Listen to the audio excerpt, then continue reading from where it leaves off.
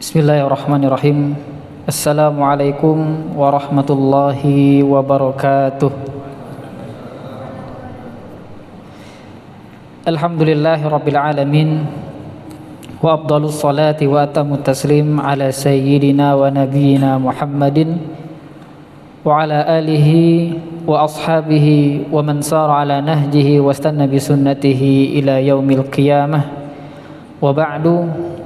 Fanas'alullah subhanahu wa ta'ala an yamunna alaina bi'ilmin nafi' wal amali salih wa an yufaqqihana fid din wa an yaftaha lana futuhal arifin wa an yarzuqana al-ikhlasa fil aqwali wal a'mal. Allahumma amin.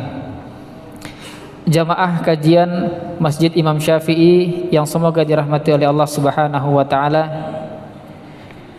InsyaAllah pada malam hari ini kita akan lanjutkan kembali kajian fikih kita, matan Abu Suja' atau yang dikenal juga dengan matan Ghayah wa Takrib karangan Al-Imam Ahmad bin Husain Al-Asfahani Asy-Syafi'i rahimahullahu ta'ala.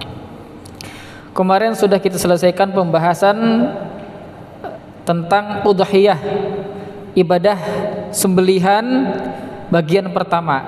Yang pertama kemarin pengertian sudah kita pahami pengertiannya. Yang kedua hukumnya, maka hukumnya terbagi menjadi dua. Ada ulama yang mengatakan wajib dan dalilnya juga kuat, dan ada ulama yang mengatakan sunnah muakkadah dan juga ada dalilnya. Yang mengatakan wajib salah satunya adalah Al-Imam Abu Hanifah, madhab Hanafi. Adapun jumhur Syafi'i, Malik, Ahmad mengatakan hukum menyembelih hewan kurban adalah sunnah muakkadah. Kemudian tentang hewan, umurnya dan jumlah orang yang berserikat di dalam hewan tersebut sudah kita bahas juga. Kemarin ada unta, sapi, kambing. Selanjutnya adalah syarat sah dari hewan kurban tersebut. Sudah kita bahas juga. Kemudian pada pertemuan kedua ini kita akan lanjutkan, dan insya Allah ini termasuk pembahasan yang terakhir di pembahasan udhiyah. Kita baca dulu matannya di kitab matan Abu Suja di sini. Qala al-musannif rahimahullahu ta'ala wa nafa'ana bi'ilmihi fid dunya wal akhirah. Wa waqtu adh-dhabhi min waqti salatil 'idi ila ghurubi syamsi min akhir ayyamit tasyrik. Wa yustahabbu inda dhabhi khamsatu asya'a at-tasmiyah was-salatu 'ala an-nabi sallallahu alaihi wasallam wa istiqbalul qiblati bidh-dhabihati wat-takbiru wad-du'a'u bil qabul wa la ya'kulul mudahhi syai'an minal udhiyati al-manzurati wa ya'kulu minat tatawwu'i al-mutatawwi'i biha wa la yabi'u minal udhiyati wa yut'imul fuqara'a wal masakin. Ini disebutkan beliau tentang hukum-hukum yang berkaitan dengan udhiyah. InsyaAllah kita akan jelaskan satu-satu sampai kita paham semua. Adapun yang di dalam di proyektor itu ada 4 pembahasan. Yang pertama adalah waktu menyembelih. Kita bahas kapan mulai waktunya dan kapan selesai waktunya. Yang kedua adalah tata cara menyembelih. Bagaimana tata cara yang telah diajarkan oleh syariat dalam menyembelih hewan kurban ataupun hewan-hewan yang lainnya. Kemudian yang ketiga pembagian daging hewan kurban tersebut. Bagaimana cara membaginya? Kita bahas di sini juga. Kemudian poin terakhir, ini poin yang sangat penting ya, yang berkaitan dengan udhiyah. Di situ ada 3 poin atau lebih. Nanti juga kita bahas. Kita mulai saja dari pembahasan yang pertama. Sebelum mulai itu saya mau jelaskan tentang syarat kapan seseorang tersebut wajib, kapan seseorang tersebut dituntut untuk menyembelih. Maka syaratnya ada 4. Yang pertama, Islam. Maka ketika dia muslim, dia diminta untuk menyembelih hewan kurban. Yang kedua yaitu adalah al-iqamah, mukim. Ini mukim menurut Imam Abu Hanifah dan sebagian ulama yang lain, bukan musafir. Nah, saya jelaskan di sini. Yang pertama yaitu adalah syarat menyembelih. Kapan seorang muslim tersebut diwajibkan atau sangat dianjurkan untuk menyembelih hewan kurban? Nah, yang pertama adalah ketika dia seorang muslim. Kita semua muslim, maka ketika kita mampu, ada syarat setelahnya, sangat dianjurkan untuk menyembelih hewan kurban. Apakah orang kafir itu tidak diperintahkan untuk menyembelih hewan kurban? Pertanyaannya, kata para ulama, orang kafir, orang bukan Islam, semuanya diperintahkan untuk beribadah. Tapi ketika mereka beribadah, ketika mereka menyembelih, maka sembelihannya tidak sah, karena dia bukan seorang muslim. Seluruh orang kafir itu diperintahkan untuk beribadah. Apa dalilnya? Kata Allah Subhanahu wa taala kepada orang-orang kafir, "Ma salakakum fi saqar?" Apa yang menyebabkan kalian masuk neraka Saqar? Kata Allah kepada orang-orang kafir. Qalu, mereka mengatakan, "Lam naku minal musallin." Dulu kami ketika di dunia, kami bukan termasuk orang-orang yang salat. Jadi orang kafir itu terbebani syariat. Tapi ketika mereka mengerjakan sebuah amal ibadah, amalan mereka tidak diterima. Contoh, orang kafir datang misalkan ke DKM Masjid Imam Syafi'i untuk menyembelih hewan kurban, datang dengan 1 ekor sapi, ya. Pertanyaannya, sah nggak? Tidak sah, ya. Walaupun mereka terbebani syariat, tapi mereka tidak sah ketika menyembelih hewan kurban. Syarat pertama adalah muslim, ya. Kapan kurban seseorang itu sah? Ketika dia adalah seorang muslim. Yang kedua,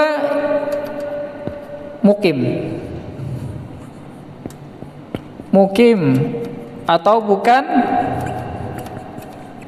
sedang bepergian.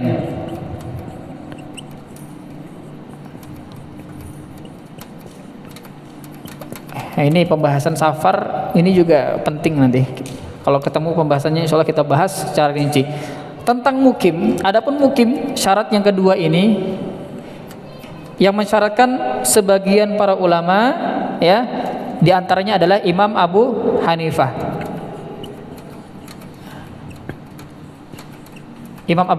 Adapun Imam Syafi'i, madhab kita yang kita pelajari saat ini, Syafi'i, maka beliau tidak mensyaratkan orang menyembelih harus seorang yang mukim, ya. Tidak harus. Jadi artinya musafir boleh nyembelih, musafir boleh juga berkurban. Ini ya, jadi yang mengatakan harus mukim adalah Imam Abu Hanifah dan banyak ulama juga yang lain. Dan saya rasa ada juga kitab yang membahas masalah itu, ya. Yang ketiga adalah mampu.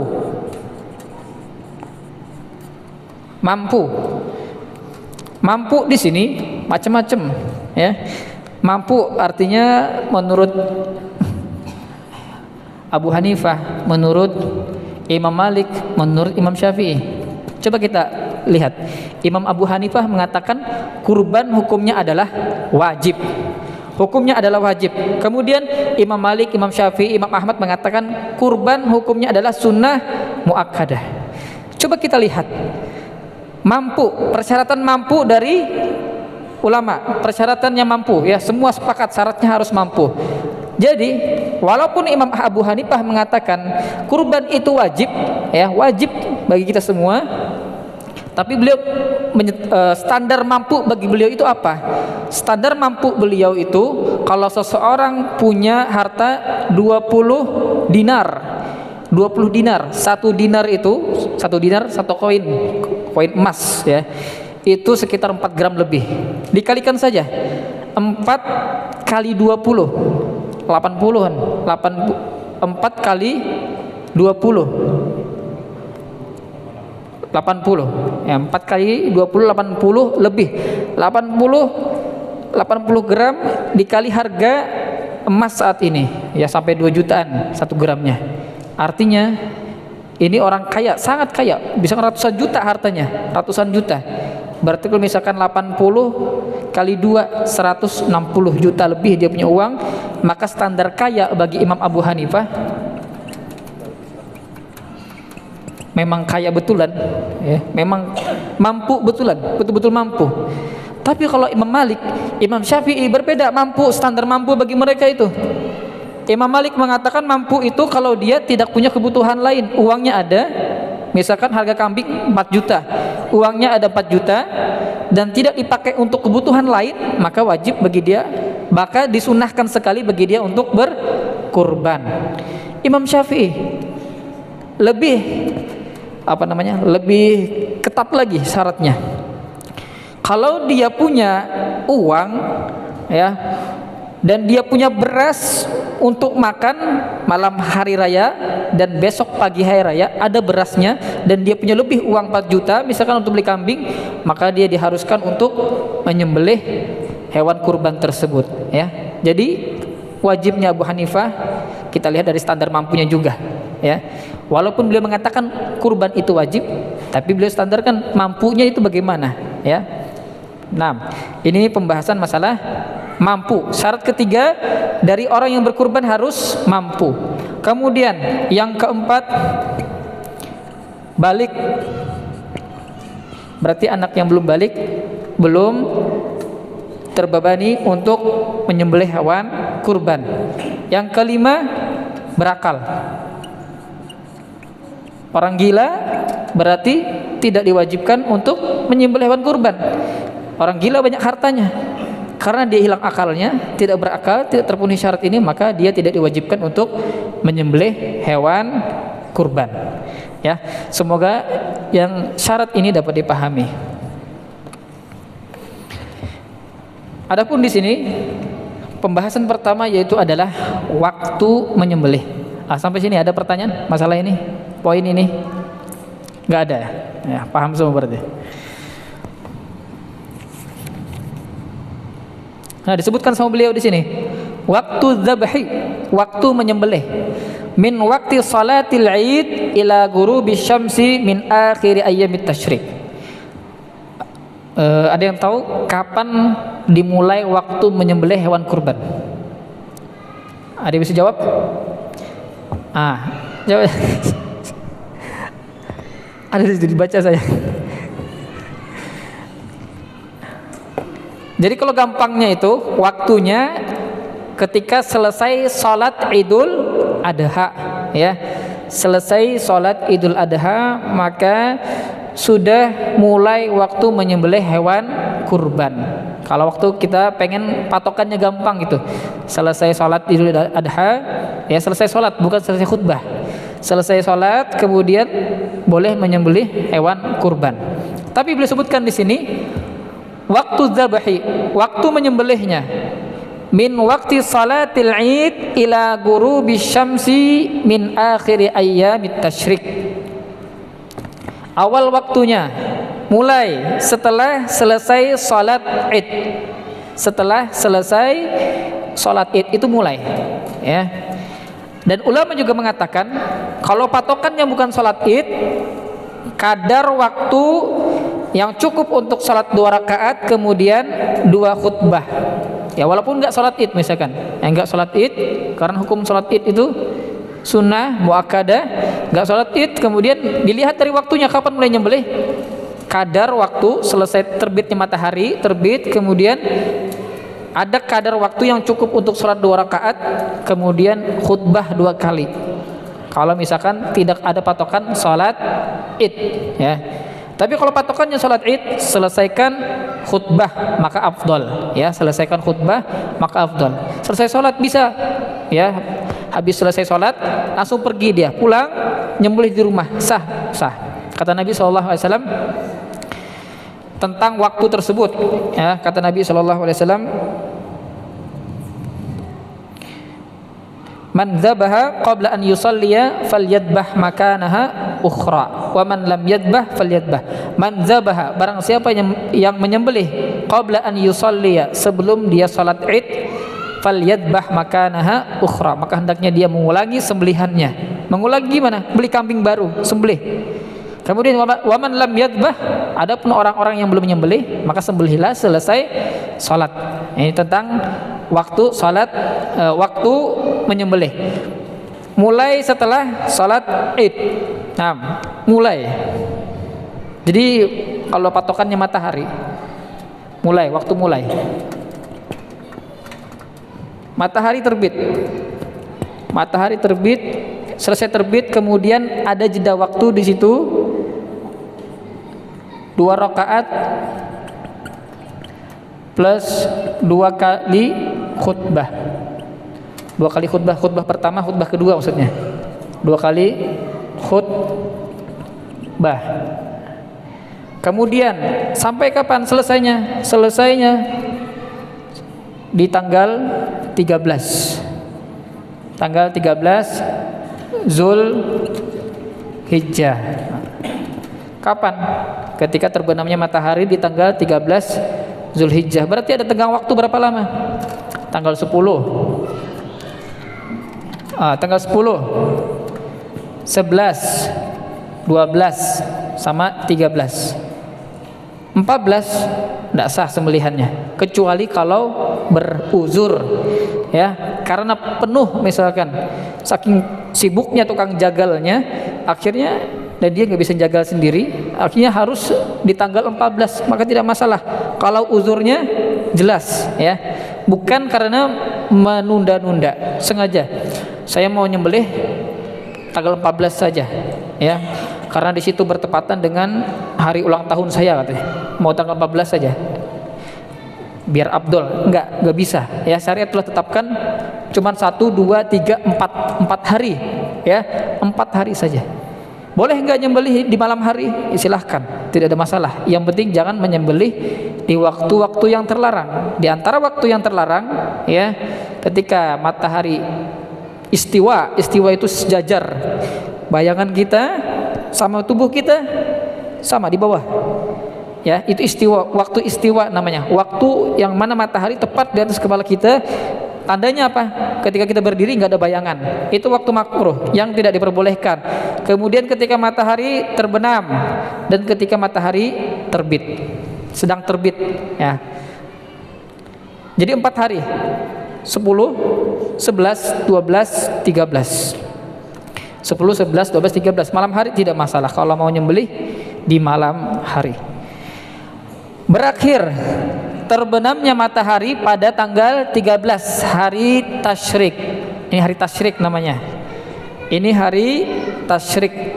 Saat 11, 12, 13 itu namanya hari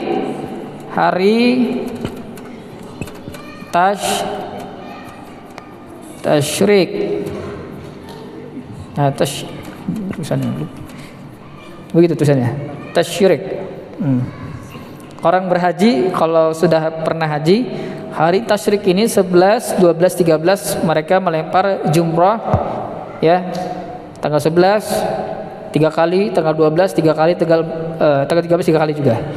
Dan tanggal 10 ini namanya Yaumun Nahar, hari menyembelih, ya. Hari tasyrik ini namanya hari nahar, hari nahar. Tanggal 9 hari apa namanya? Hari Arafah. Hari Arafah. Hari Arafah. Orang yang berhaji sedang wukuf di Arafah tanggal 9. Kalau di sini kita disunahkan sekali untuk berpuasa Arafah, ya, pahalanya besar. Kata Nabi SAW, siyamu yaumi Arafah ahtasibu alallahi ayyukaffira sanah qablahu wa sanatalati ba'dahu. Tanggal 8 hari apa namanya? Hari tahu? nggak ada hadiahnya. Tanggal 8 hari apa namanya? Yaum hari tarwiyah, bukan tarawih ya. Hari tarwiyah. Hari tarwiyah. Hari di mana para haji mulai start untuk hajinya. Tanggal 8 hari tarwiyah. Kenapa dinamakan hari tarwiyah? Ya karena mereka tarawau. Tarawau itu pada zaman dahulu ya, mereka bolak-balik nyari air untuk dibawa ke ya berhaji ketika ibadah haji. Ini ibadah haji 8, 9, 10, 11, 12, 13. Baik, berakhir dengan terbenamnya matahari pada tanggal 13 di hari tasyrik. Berarti ada 4 hari itu waktu menyembelih ya, waktu menyembelih. Dan kalau misalkan tidak ada hajat untuk keluar daripada waktu ini, maka tidak sah sembelihannya. Karena syariat telah tentukan kalau kau sembelih di tanggal 10, 11, 12, 13 maka dihitung sebagai ibadah udhiyah. Kalau tidak maka dianggap sebagai ibadah biasa, kurban biasa, sembelihan daging biasa. Beda pahalanya antara udhiyah dengan sembelihan biasa, beda sekali pahalanya. Kata Nabi SAW pada sahabat, kepada seorang sahabat yang menyembelih sebelum selesai sholat, disembelih sebelum sholat Idul Adha, dia sembelih kurbannya. Maka Nabi mengatakan syatuka syatulahmin, hewan kurbanmu itu sebagai kambingmu dianggap sebagai hewan kurban, bukan kurban ya, syatulahmin, sebagai sembelihan biasa, bukan sembelihan kurban. Untuk poin waktu dapat dipahami. Kalau ada pertanyaan silahkan. Kalau tidak ada, kita lanjut ke tata cara menyembelih.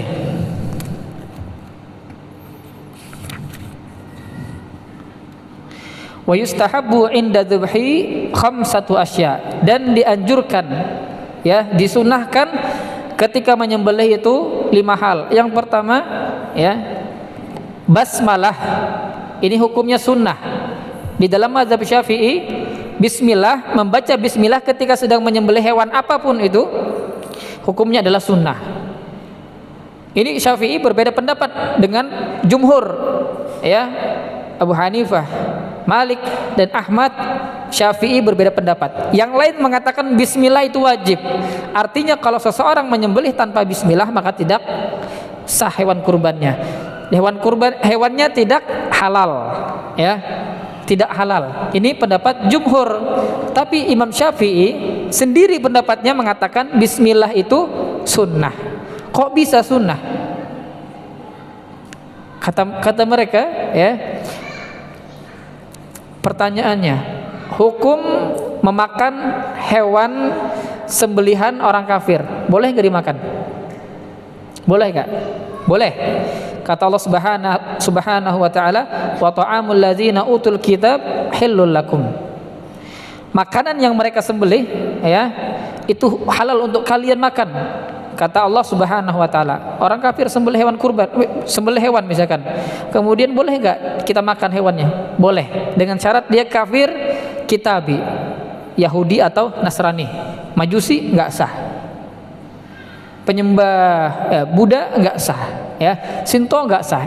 Selain Nasrani dan Yahudi maka tidak sah. Kalau Nasrani Yahudi maka boleh dimakan sembelihannya. Dari sini Syafi'i mengatakan sembelihan orang kafir saja yang mereka tidak membaca bismillah itu halal dimakan, apalagi sembelihan seorang muslim, apalagi gitu ya, apalagi sembelihan seorang muslim, maka lebih utama lagi dimakan. Ya, jadi Syafi'i mengatakan membaca bismillah ketika menyembelih hewan itu hukumnya adalah sunnah. Kalau kelupaan tidak masalah ya, kalau kelupaan tidak masalah, jangan dibuang ayamnya. Dulu ya pas saya belum belajar masalah ini, masih kelas berapa di pondok ya, saya lupa sembelih ayam, lupa saya baca bismillah ya, akhirnya nggak dimakan ayamnya. Mubazir. Hukumnya adalah sunnah. Yang kedua, berselawat kepada Nabi Shallallahu Alaihi Wasallam ya. Yang pertama adalah Allahumma sholli ala Muhammad. itu salawat. Allahumma sholli ala Muhammad. Kemudian menghadap kiblat. Menghadap kiblat. Yang keempat bertakbir 3 kali. Allahu akbar, Allahu akbar, Allahu akbar.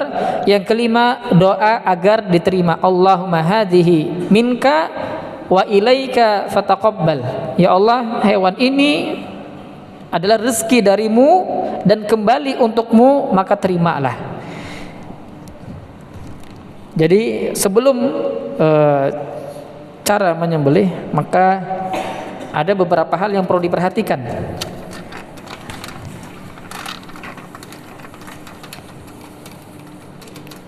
Menyembelih sebelum menyembelih, adabnya. Yang pertama adalah kata Nabi SAW, Innallaha katabal ihsan ala kulli syai'in. Allah mewajibkan berbuat baik kepada segala sesuatu, kepada hewan berbuat baik, kepada manusia berbuat baik. Ala kulli syai'in, kita dianjurkan untuk berbuat baik, ya. Fa idza qataltum fa ahsinu qitlata. Kalau kalian membunuh, maka bunuhlah dengan cara yang baik. Disunahkan untuk membunuh cicak misalnya, maka dibunuh dengan cara yang baik, ya, langsung, ya, dipukul langsung mati. Jangan disetrum dulu, ya, dikulit-kulitin, menyiksa dia, enggak boleh seperti itu, berdosa. Fa idza qataltum fa ahsinu qitlata. Kalau kalian membunuh, bunuhlah dengan cara yang baik. Dan ketika berperang ada adabnya, ya. Kemudian wal yuhidda syafratahu fa idza dzabhtum fa ahsinu zibhata. Dan ketika kalian menyembelih, maka sembelihlah dengan cara yang baik. Maka sebelum itu, maka siapkan dulu keahlian dalam menyembelih, ya. Harus belajar cara menyembelih, ya. Harus ahli dulu. Kalau misalkan tidak ahli, goloknya tajam tapi orangnya tidak ahli, ya, kemana-mana ada sembelihnya, akhirnya hewannya kesakitan. Jadi utama adalah keahliannya. Kata Rasulullah SAW, fa idza dzabhtum fa ahsinu zibhata. Kalau kalian menyembelih, maka perbaikilah cara menyembelihnya, baguslah dengan cara menyembelihnya. Bedakan antara orang yang ahli dalam menyembelih dan enggak. Ya, kalau ahli sekali tarik langsung putus, ya. Kalau yang enggak ahli, ya, kayak motong kayu. Enggak putus-putus urut. Ya, bahkan menceng-menceng gitu, ya. Kasihan hewannya. Kalau hewannya bisa milih, misalkan si A pro, si A ini enggak bagus cara nyembelihnya, dipilih, saya pengen itu, ya, bagus cara nyembelihnya. Kalau hewannya bisa milih, masalahnya enggak bisa milih. Maka Rasulullah mengatakan fa ahsinu zibhata, baguslah dalam cara menyembelih, pastikan dulu ahli. Dan disunahkan bagi orang yang berkurban untuk menyembelih hewan kurbannya sendiri dengan tangannya, karena Rasulullah ketika beliau berkurban, maka beliau sembelih dengan tangan beliau sendiri. Disunahkan bagi orang yang berkurban menyembelih dengan tangannya sendiri. Kalau nggak bisa, ya sudah, silahkan disewa tukang jagal. Keahlian yang pertama. Kalau nggak ahli, kasihan hewannya, ya. Yang kedua, menajamkan pisaunya. Wal yuhidda syafratahu, dan hendaknya dia menajamkan mata pisaunya, tajam, ya. Pisau golok, ya, golok tajam. Jangan pakai yang tumpul. Nyembelih sapi pakai yang tumpul, ya, sampai sore enggak putus-putus, ya, sampai sore enggak putus-putus. Pakai yang tajam. Dan syarat dalam sahnya halalnya hewan sembelihan itu harus pakai benda tajam.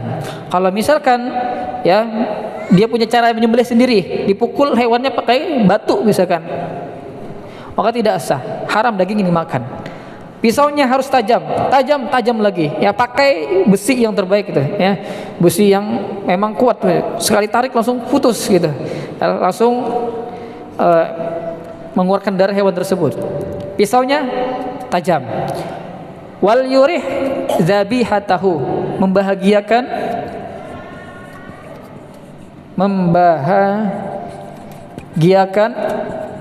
hewannya. Membahagiakan hewannya. Gimana cara membahagiakan hewannya? Apakah dibawa ke pasar, dibawa ke mall, ya diajak ke waterboom, main selorosan, ya. Begitu caranya. Akhirnya dibahagia gitu kan, baru disembelih. Bukan seperti itu. Bahagia menurut hewan, ya, maksud Nabi Shallallahu Alaihi Wasallam itu, kalau kamu menyembelih hewan, jangan sembelih dia di hadapan temannya, ya, dipamerkan hewannya, sapinya di situ misalkan, temannya di sini disembelih, dilihatin, disuruh lihat deh temannya disembelih. Itu tidak membahagiakan dia, membuat dia sedih, ya. Ditutupin matanya, ya, atau ditaruh yang mana segala macam. Jadi dia gak merasa kalau dia akan disembelih. Karena kalau dia melihat namanya hewan, ya, maka dia akan sedih. Membahagiakan hewan sembelihannya. Ini adab dalam menyembelih. Pertama ahli, ya. Yang kedua pisaunya tajam, ditajamkan lagi, kemudian membahagiakan hewannya. Jangan menyembelih hewan di hadapan temannya, karena itu akan membuat dia sedih, ya. Hancur hatinya. Kita diperintahkan untuk berbuat baik kepada seluruh makhluk, ya, apapun itu makhluknya. Tapi kalau makhluknya nggak membahayakan kita, ya, contohnya kayak buaya misalkan, ya, jangan baik-baik depan buaya, bahaya, ya. Dikunyah sama dia nanti.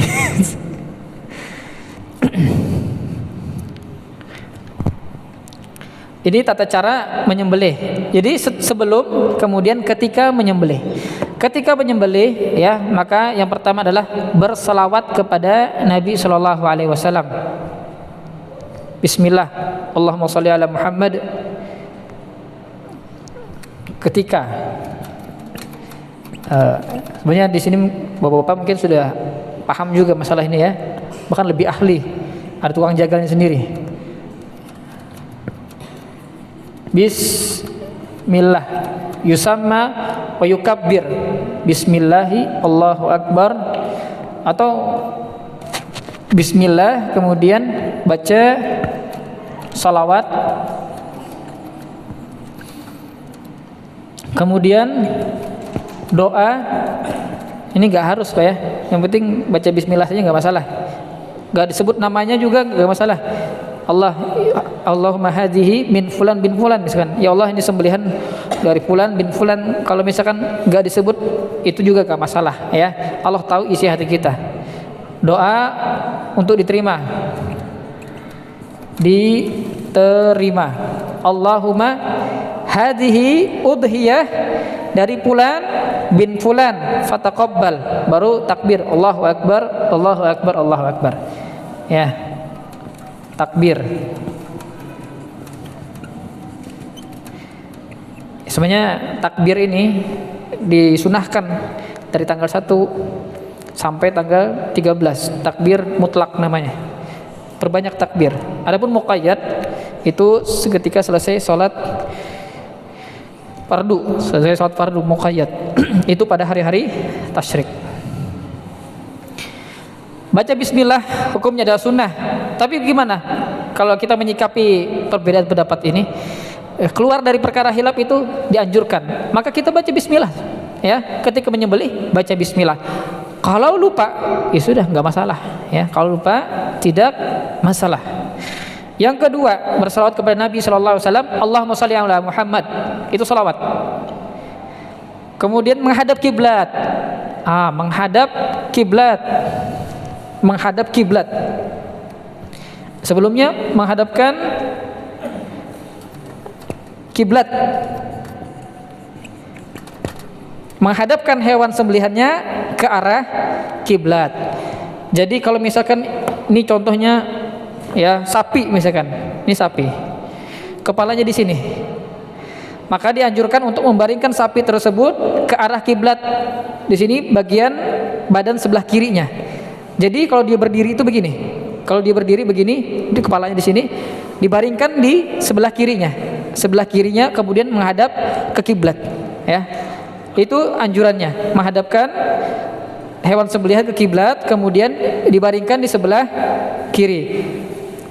Dan mengikat seluruh kakinya kecuali kaki kanan, kaki kanan bagian belakang. Jadi hewannya dibaringkan dengan bagian kirinya dia.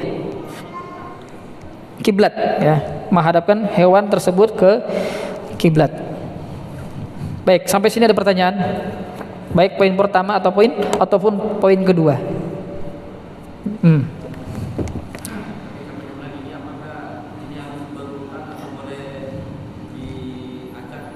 Boleh, tidak ada syarat tartib di situ. Tidak ada syarat untuk tertib.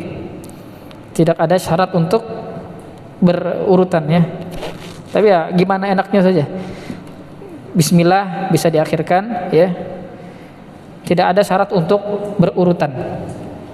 Tapi kalau di hadis itu yusamma wa yukabbir. Nabi bismillah dulu baru bertakbir. Kalau dalam hadis seperti itu.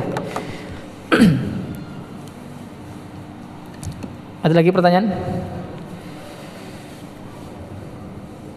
Kalau nggak ada kita lanjutkan saja.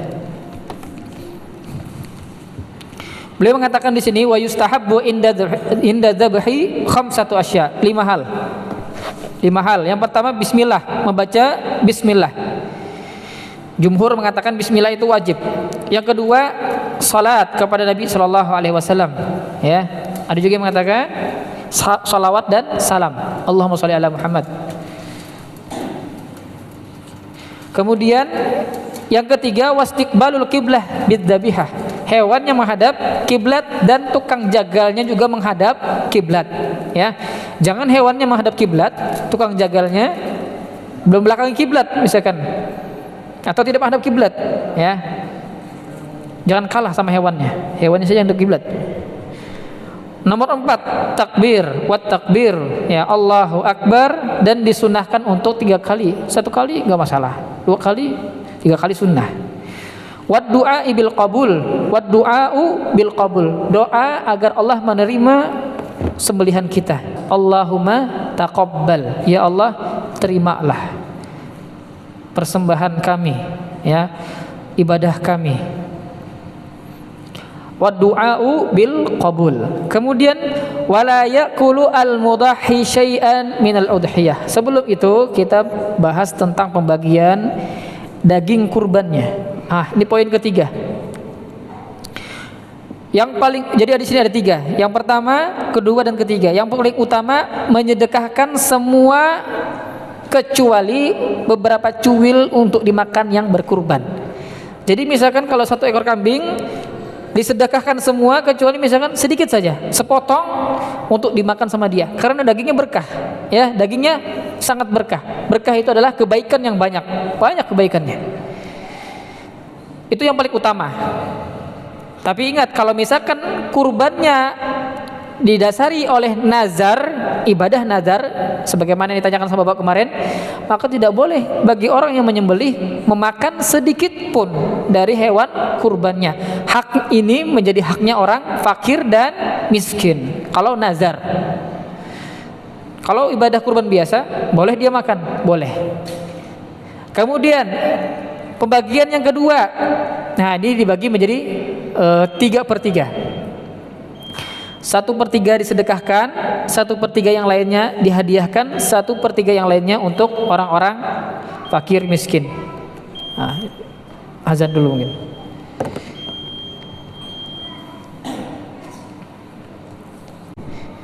Lanjut sedikit Pak ya. Ini masalah pembagian daging hewan kurbannya. Berat kambing, kita kasih contoh kambing. Saya kasih contoh misalkan beratnya 30 kilo. 30 kilo. Ini pembagian 3/3. 10 kilo. 10 kilo.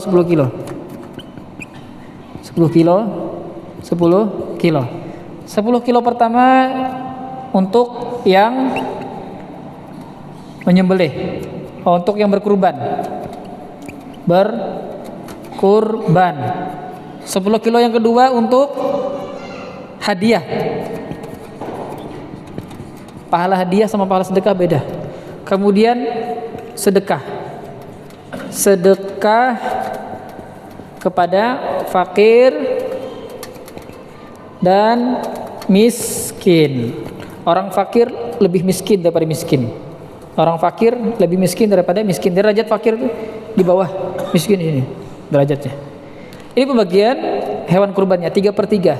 30 kilo misalkan kambing ya, 10 kilo untuk yang berkurban kalau dia mau makan, kalau mau diambil 10 kilo silakan diambil. Lebih dari itu jangan ya, lebih dari itu jangan. Kemudian 10 kilonya hadiah kepada tetangga, kepada keluarga. Kemudian 10 kilonya untuk diberikan kepada orang-orang miskin. Itu pembagian yang kedua. Kemudian memakan sepertiga dan sisanya disedekahkan ya, atau sepertiga dimakan sisanya disedekahkan, sama aja. Di sini ada beberapa poin penting ya, penting di sini. Yang pertama adalah tidak boleh memperjualbelikan daging kurban. Yang pertama, tidak boleh memperjualbelikan daging kurban apapun keadaannya. Loh, tapi kan itu sudah milik saya, nggak boleh.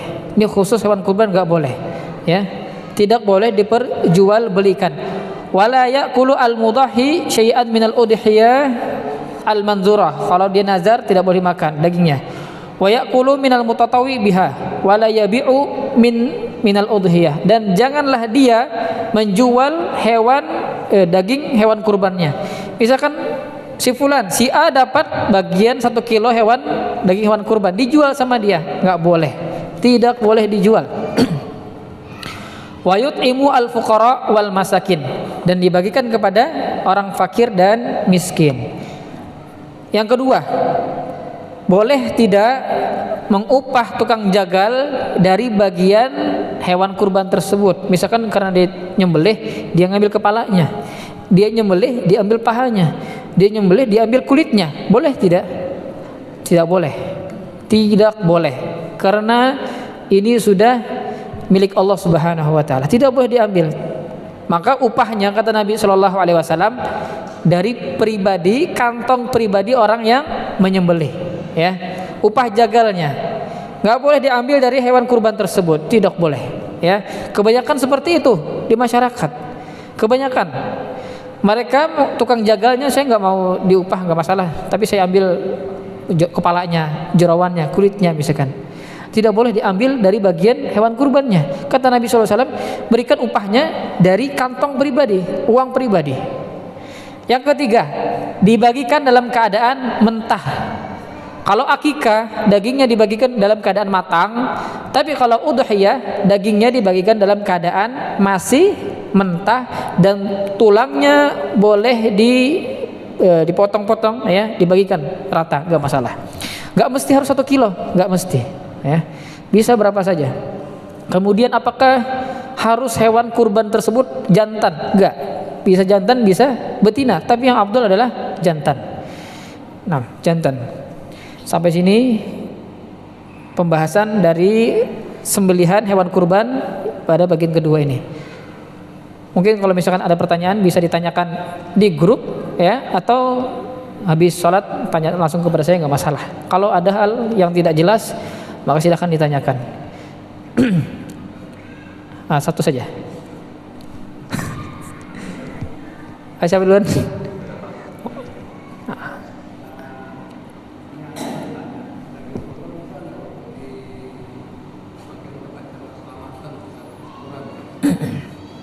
Bagian dia nggak masalah.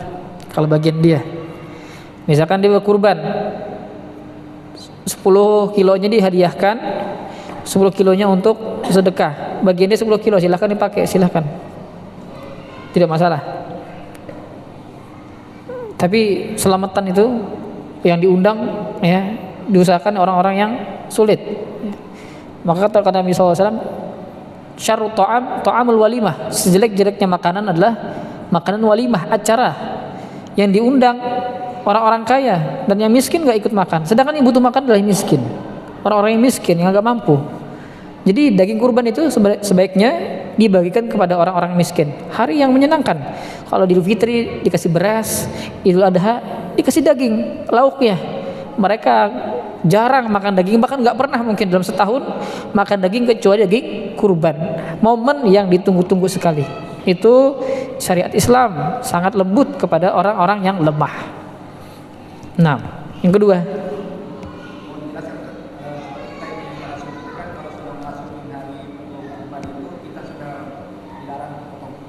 ya,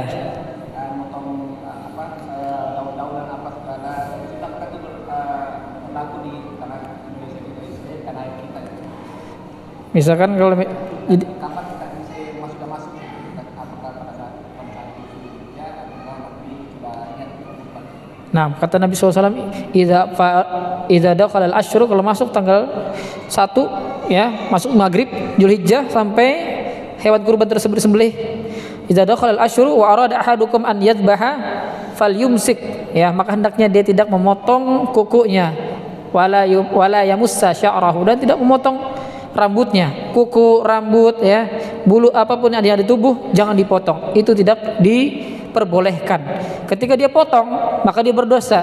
Pertanyaannya, sah nggak hewan kurbannya? Sah saja. Hewannya sah. Kemudian berlaku untuk siapa? Kalau kita muslim, syariat ini berlaku kepada kita semua, baik orang Indonesia, orang timur, orang barat, ya, baik yang Arab ataupun yang ajam. Jadi berlaku semua. Nah, terakhir ya.